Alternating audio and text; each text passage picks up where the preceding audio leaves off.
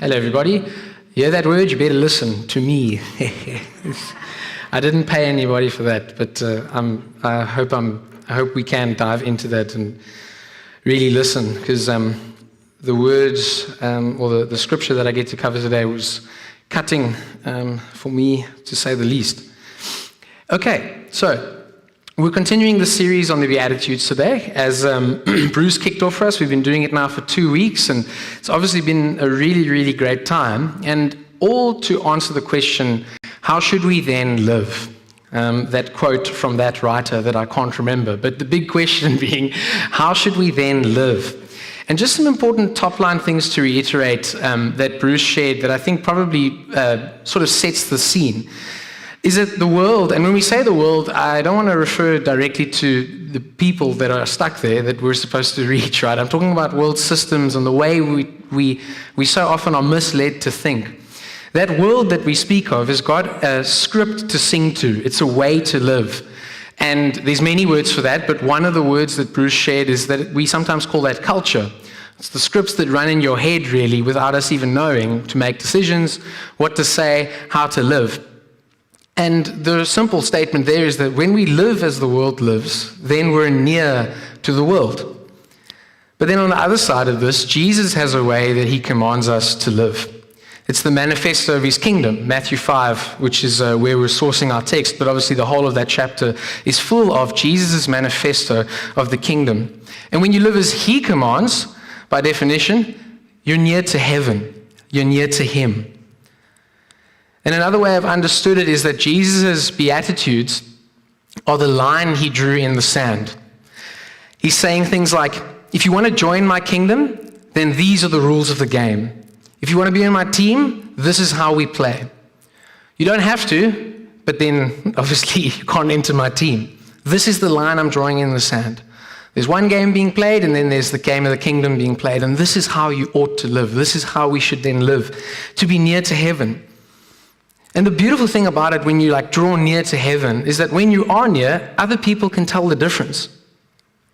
And we'll become distinct from the world when we start living like Jesus did, distinctly. A song that we did, Manger Throne, one of my favorite, talks about that. You know, he could have come one way in royal robe and crown, sort of the stereotypical expectation for what people thought Jesus was going to be like. And yet he came a different way. And I just felt it in my heart to say that as well, as I feel that the church is being called to rediscover some of our prophetic distinctness. The things that make us look different, and people realize that we've got answers for the problems that are in the world and answers for the very lives that they live. But in order to do that, it's not going to be because of some, prophetic word predicting the president of 2024 or something like that, as great as that might be. It's going to be because of a life we live that's modeled after the ways of Jesus. And I want to invite us right at the start that modeling the Beatitudes is how we stand out. That's how we stand out. It's how we should live. You might be a great person, good personality, good looks like myself. You could be amazing. But the way we're going to stand out to the world around us, the way we're going to point to something that's bigger than ourselves, that started before the beginning of time and that will continue well after all of us are gone, the truth about who Jesus is and the way we should live in his kingdom, it's going to be by modeling ourselves after the Beatitudes. The people around us will benefit when we model the way the kingdom operates. And that's when it becomes an attractive message to the world. A challenging message, as we all know, but one with full of life and hope. So we're going to do Matthew 5, verses 5 to 6. It's a really good pair of Beatitudes. As you'll remember, we do 2 a week. So we're reading out of the ESV, and they're short little verses, but just rest in each word, because we're going to dive into the meaning behind everything and get an imagery for it. But you've probably heard this many times before. Let's just sit in the text. Blessed are the meek, for they shall inherit the earth. Blessed are those who hunger and thirst for righteousness, for they shall be satisfied. Let's just do it again. Blessed are the meek, for they shall inherit the earth. And blessed are those who hunger and thirst for righteousness, for they shall be satisfied.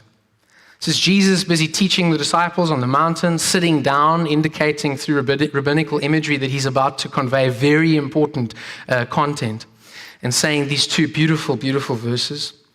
Now, we are going to dive into each word or phrasing, because to really appreciate the richness of this passage, you want to dive deep in. So the first word, obviously, is blessed. That's like the beginning of every beatitude and very important. Now, Bruce has already shared this with you, but let's just recap. It says, when you are blessed, you are spiritually prosperous. You're happy. You're to be admired. And notably, it's not tied to circumstances. There's a steadiness to the blessedness that comes from God that doesn't necessarily make sense based on circumstance. But there's a richness within the heart, a reservoir for the soul, where that blessedness resides. To be admired by those around you for what is within you and what is upon you by virtue of your relationship and submission to God. So that's our word blessed. Now let's get into blessed are the meek. Now meek is quite an interesting image in the Bible. So right from the start, meek is not exactly a word like, have you ever seen LinkedIn profiles? Okay, so when somebody's got a LinkedIn profile, then they get this, you can write a bio for yourself. And generally it reads to the tune of, I am a driven, enthusiastic professional who is good at these things. And it's really good to have that, but ain't nobody including meek in that passage. I am a meek, lowly, and humble individual. It doesn't quite have the same tune to it, and that's simply, okay, we're gonna add value to the word now and restore that, but the culture doesn't have an appreciation for that word. But the word in the Bible and the image we should be imagining is not weakness. In fact, the biblical meaning for the word should be understood as power under control. You'll see it over there. Another way you could imagine it is a picture of a powerful horse. Actually, we've got a picture on the slide. It'll come up now. The horse with muscles and strength, and it's all just controlled with a simple word from its master or a tug on the bridle. Now, I went horse riding a while ago, and I can tell you my horse was not meek. Whenever we would ride this, of course, you get on the horse and it's this massive animal and you're quite intimidated. And then everybody, because we went with my family, and everybody's like, my horse is cooler than your horse, and like all of this stuff. Anyway, so you're riding and you're enjoying it. But then whenever it would find an apple on the floor, it was going to eat that apple, no matter what you do. And it does this thing, it just dips its head down, and then you pull on this thing hard, leaning, and it just doesn't want to listen. It is going to bring its head up when it wants to, and it's like munching this apple. But anyway, that was not a rideable. Well, it is rideable because I didn't get kicked off. But the imagery there is this horse that is powerful with athletic ability, strong, yet controlled by a simple tug or a word from the master. That's the imagery we need to catch there. And when you look at that word meekness now, we sort of see this kind of contrast between the culture and the value of the word that Jesus is trying to encourage us to see. I want you to live that way. It also kind of counters the culture. Now, I'm sure there's many ways that it does counter the culture. But for me, I saw two sort of things that come out that I think are really important for us to dive into. When Jesus says you need to be meek, it seems to me that he's countering the culture in two directions. He's challenging both the unbroken and the passive. So what does it mean when it comes to passivity? Well, the image that we're given is not that of a mangy nag, right? Like this sort of moth-eaten horse that's got its ribs showing. We're talking about a horse full of strength, a horse with ability and power. And I just want to say, to challenge us, those of us who may have fallen into living life in idleness or with no effort or with no vision anymore, the word of Jesus speaks to us in that space and says, by no means should you be passive. There should be swift response and energy with which we live our lives, vision for the future, vision for what it looks like to live in the kingdom and to see God's will be done on the earth. It's one way that he challenges us. We need to show up for duty in God's kingdom, death to passivity and alive to Christ. And then on the other side, there's this challenge to the unbroken, the untamed. So if you manage to dodge the passive side of life, there's another sort of extreme that exists on the other end, where the prevailing ethic that's often taught nowadays, and it's something I've been exposed to more and more in workplace conversations, is just this thing of well, if it's not going right, I'm going to make it go right. I'll make it happen. Or if it's not quite set up exactly right for me, well, you best be sure I'm going to run over everybody in the way to make it right, to stack the odds in my favor. I'm the boss. I'm in charge. You're the master of your future. All of those different phrases. And I just want to say, it's this tension that we're called to live in. You should be like that horse. We should be like that horse, full of strength in obedience to God and ability. It's great to have ability. This is not to say to lay down, strength of character or, dynamism and whatever gifts you may have. But it's to bridle that. There's that line that goes around, the world is your oyster. It's not your oyster. The earth is the Lord's and the fullness thereof. And that's pretty challenging when you think about it. And it's challenging for people, maybe, I'm just going to speak maybe specifically to people my age at the moment. Young people in their 20s, you're making career decisions, choosing what we're going to study. Guys, the earth is the Lord's. We have a part to play in that. And I want to encourage us to do that. Bridle our lives, bridle your personality, and surrender it to God. This beautiful image of meekness. And then what's the reward that God promises? Well, Jesus says, you shall inherit the earth. So it's an interesting phrase in inheriting the earth. You kind of think about an inheritance in our context if somebody passes away and they've left something for their children or whatever. That's a really special thing. And of course, wherever possible, it's wonderful. But Jesus is talking about something that expands and something that's more than money or material things. He's talking about experiencing and enjoying and having a right to share in the expansion of his rule over the earth. You inherit the earth precisely because you're a member of the kingdom, and God's rule and reign expands over it. So to make it really practical, when the Mongolians were here, we were sharing in the inheritance, inheriting the earth. And people often devalue things like that, but that's the most valuable thing. That as the church of God expands his kingdom reach over the earth, we are more and more being caught up in the story of God. And it also has an eschatological component or something that talks about the end of the age, is that when Jesus comes to fully establish and finalize his affairs on earth, and he's ready to hand this over to the Father or the Father to the Son, I can't remember, but they give it to each other. He says, come and enjoy with me. Come and be part of this. And that's the beauty of this inheritance. We live for something bigger than just a couple of rands here and there, or prestige, or being recognized as a professional in your field, or being a great dad, or whatever. All of these things, again, are wonderful. But in the ultimate sense of the word, we live to make Jesus' inheritance great, and then he says, come and enjoy, and be part of the bridal supper of the Lamb. And that's the beauty of this picture.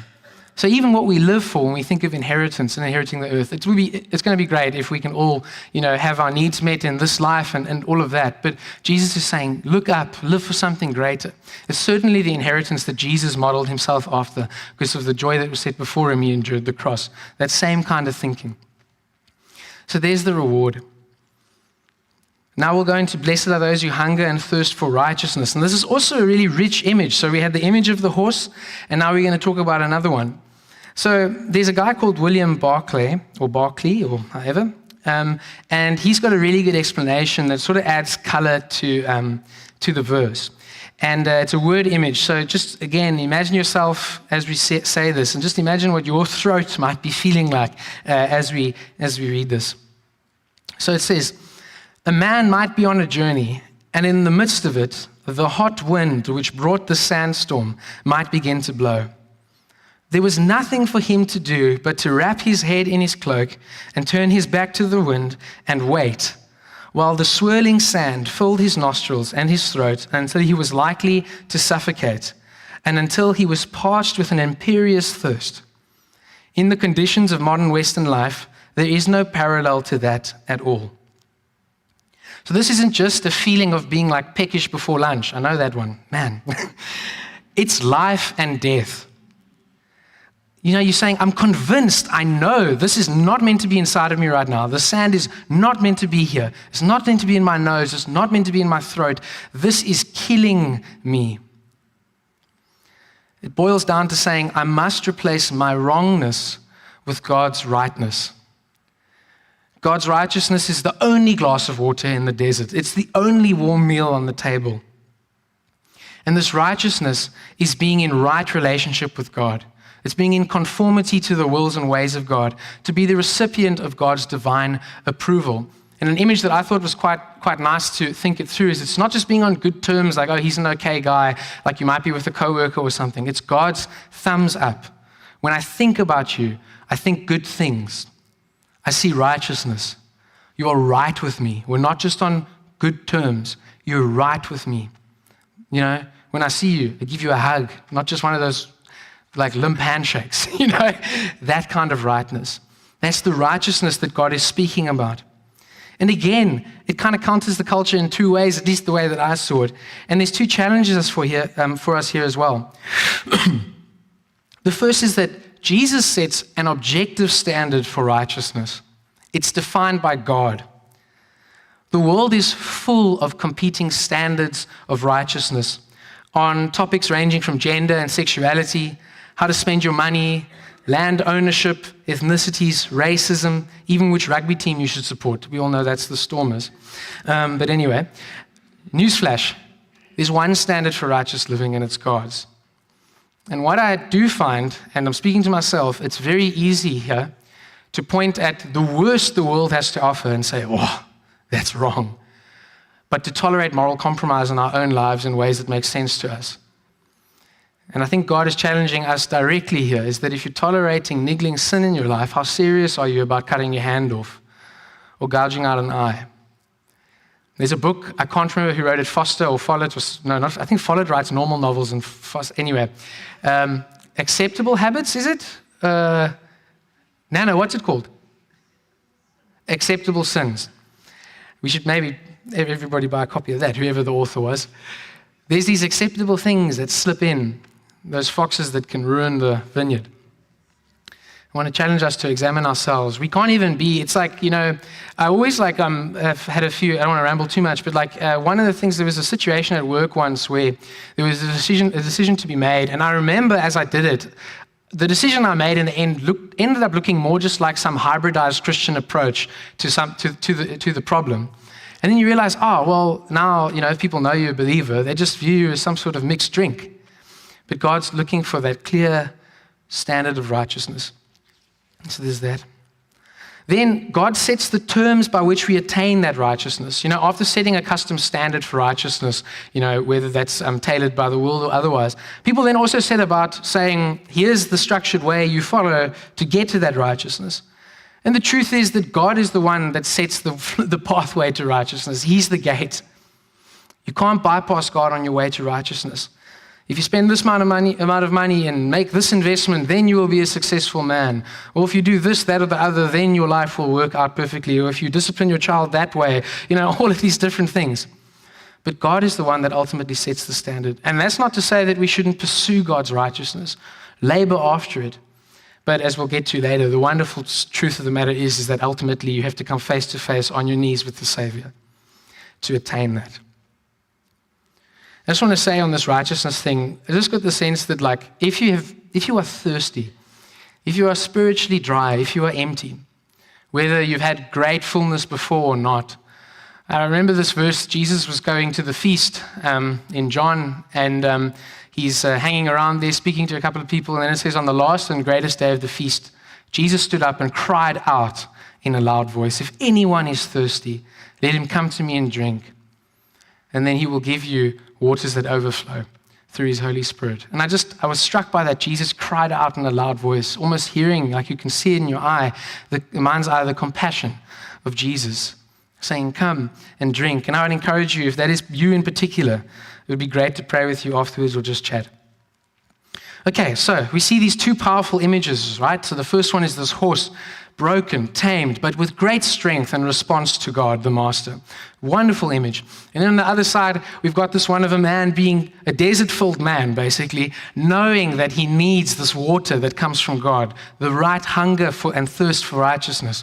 It's two very compelling images. I try to imagine them in my head together, and I just imagined a horse in a sandpit. So we'll keep them separate just to make them effective. But we've got these two powerful images that really just make it very clear in some senses, you know, the way we should think about things. But I just want to give us just three little overarching application points that I hope will benefit you guys today. So for blessed are the meek, I've got two here. The first one is Let Jesus take the reins. Now, of course, you see the clever imagery here. Jesus take the wheel, and if you're even more clever, you'll notice you could also put like a G in brackets in reins, and then you've got reins like a king and reins like a horse. I decided I wasn't going to do it because I didn't think I'd have time to explain it, and I explained it anyway. But we should develop a habit of not holding onto your reins. Have you ever seen a horse with its reins in its mouth trying to ride itself? Like it's just ugly and not going to work. We need to have a habit, a daily rhythm of getting this right, so that when we get into the space of big decisions or things to decide, we are able to respond rightly to God's guidance. Because ultimately, meekness is about submitting to God's way, God's control, and then charging after it, not being double-minded. This is what God says, now we're pursuing it, until he tells me otherwise. Now, there's a couple of things that you can do and that we have found helpful. Sarah and I have just currently been in a season where we're trying to figure out and make some fairly big decisions that affect a lot of different things. I won't bore you with the details, but a couple of things that we've done just in the past few months that have been really helpful.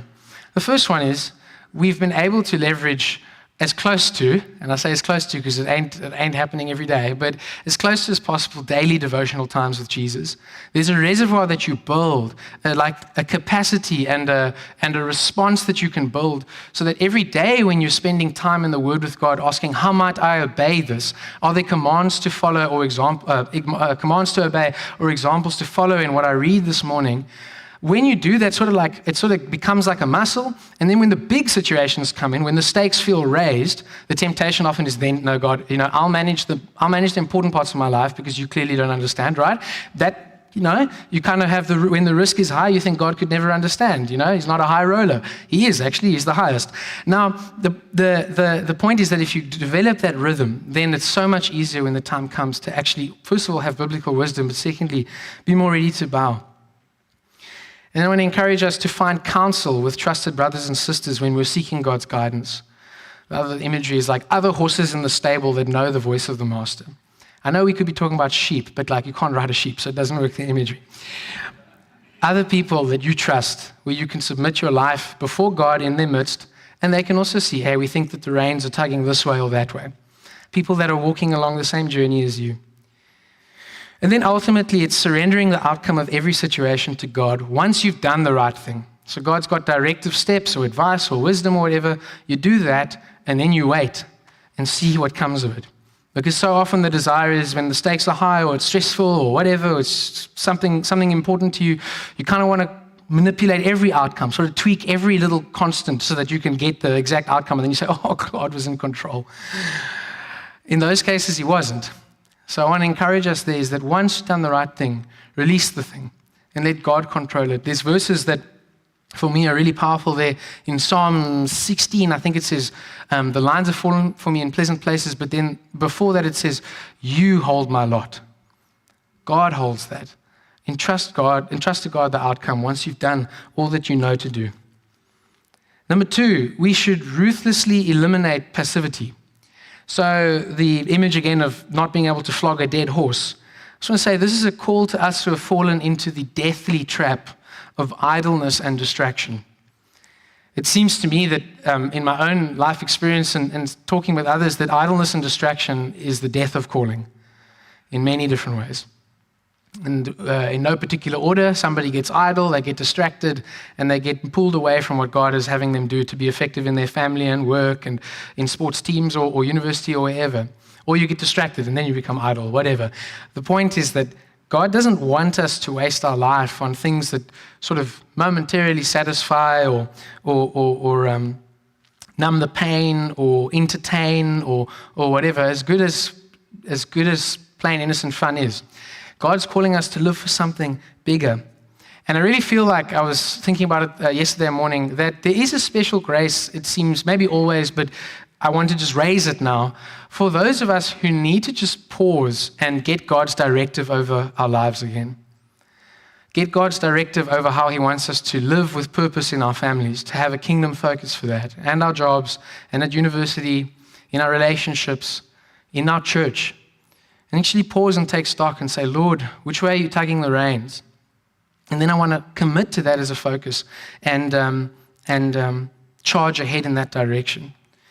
to get God's vision for family, work, for play, for all of these different things. And then to reestablish that and say, God, I'm going to move in that direction. And certainly as well, just the point around God has put in each of us a special burden for something that expresses his fatherhood on the earth. And I want to encourage you, whether you have a trusted believer that you can talk to or you need to talk to one of us, let's chat it through. Like, what is it that breaks your heart? What do you know is wrong and that God tells you about? That thing that you know is like, oh, the robots are slow today, that might bother me, but like this thing is actually really where my heart breaks. I'd encourage us to find that and find other people that run in that direction as well. And the last little thing on that one is just to take control of our schedules again to serve the focus that God has got in each area. I know everybody's busy, man. I'm busy.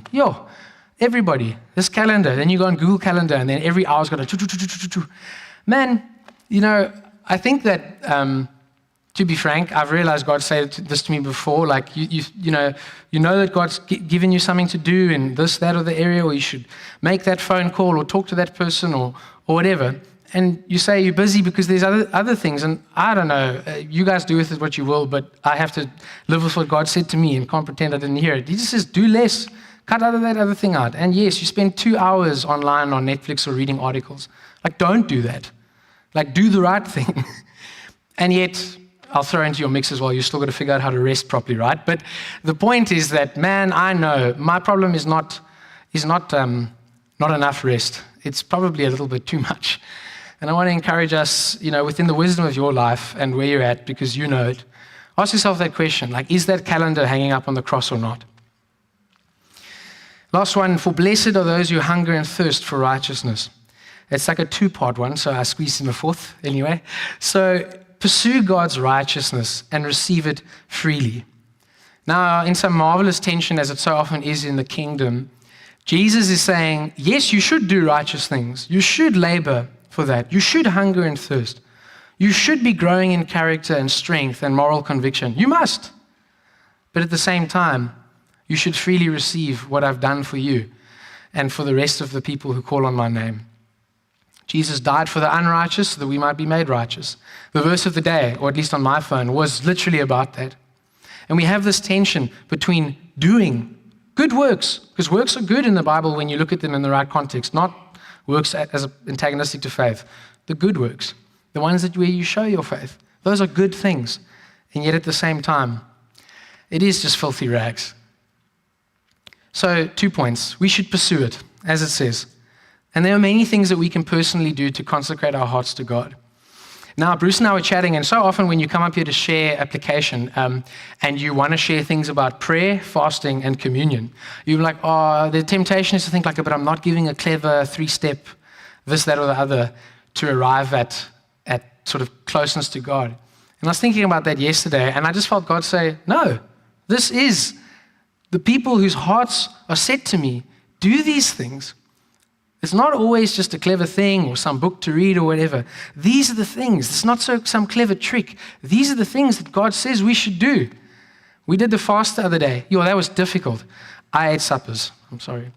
But I was reflecting on the passage about it, and it says, like, when you fast, like Jesus was assuming it was going to be a thing we did, and times of prayer and all of these different things.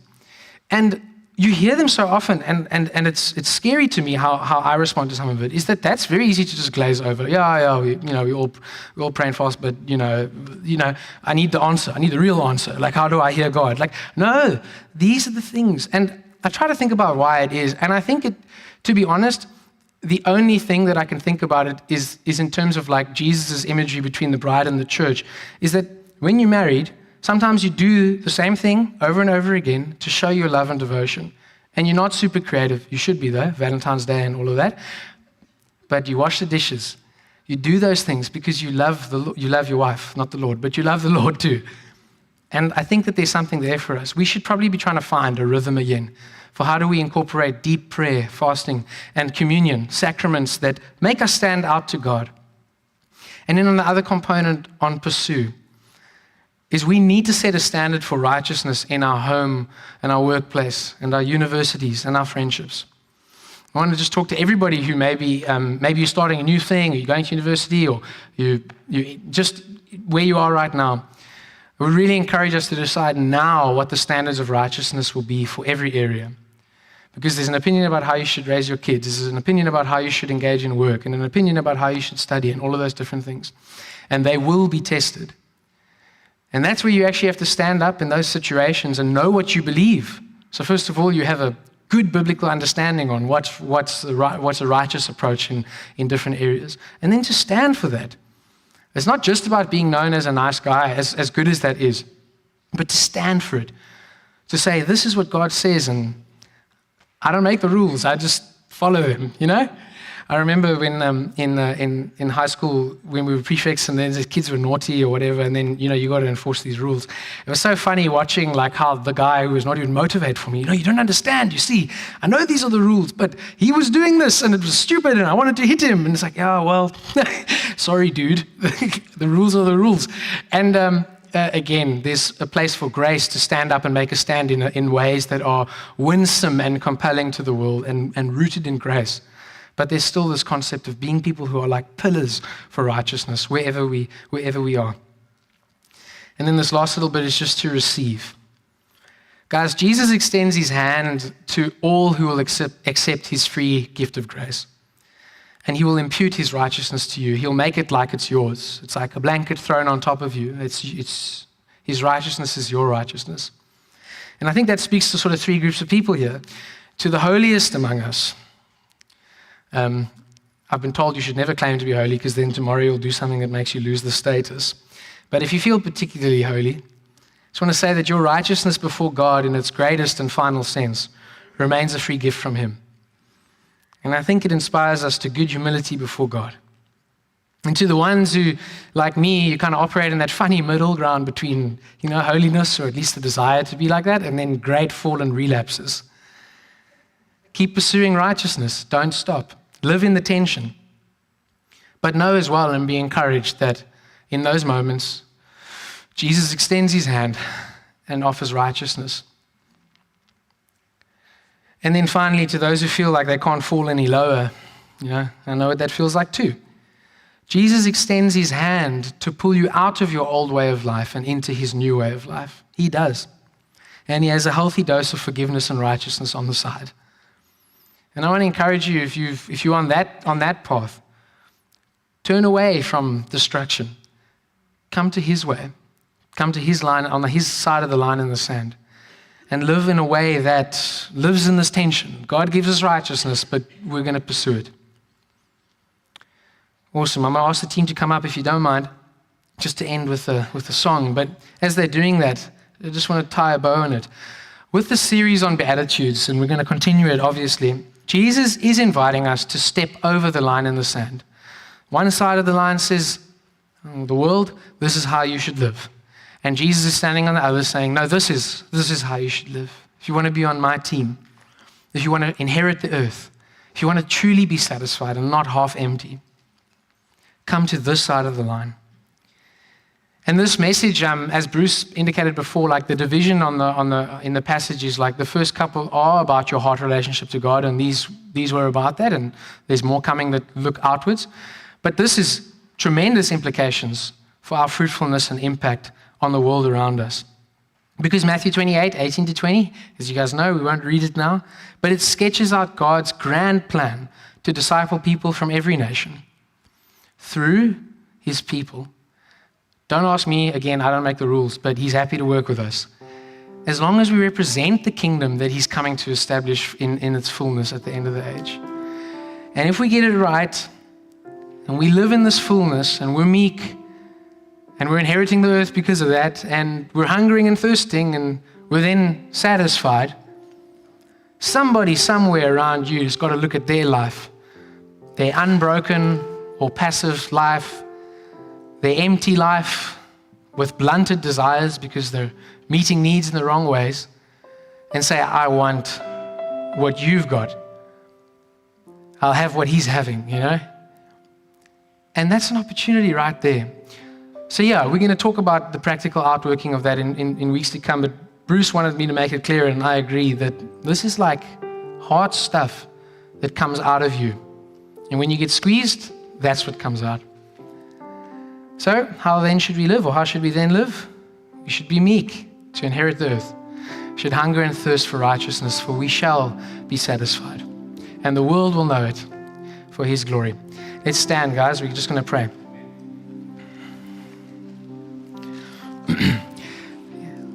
Yes, Lord. The worship this morning was so wonderful, and we're so thankful for our team and the team at the back who does it all for us and creates these wonderful spaces. And Lord, I just got the sense that at least you're reminding me about who you really are. You actually were a man who lived a long time ago, who walked just like we did on two legs, and you died for us and rose again. But while you lived, you modeled this very life. You chose meekness over majesty. You did all these different things. And you are so great that you want to include us in this. So I pray that you take our lives, Lord, that, there's good and bad days, but Lord, that we would be committed to meekness and to hungering and thirsting for righteousness, Lord, so that we could be a well for the world out there. We pray this in your name. Amen.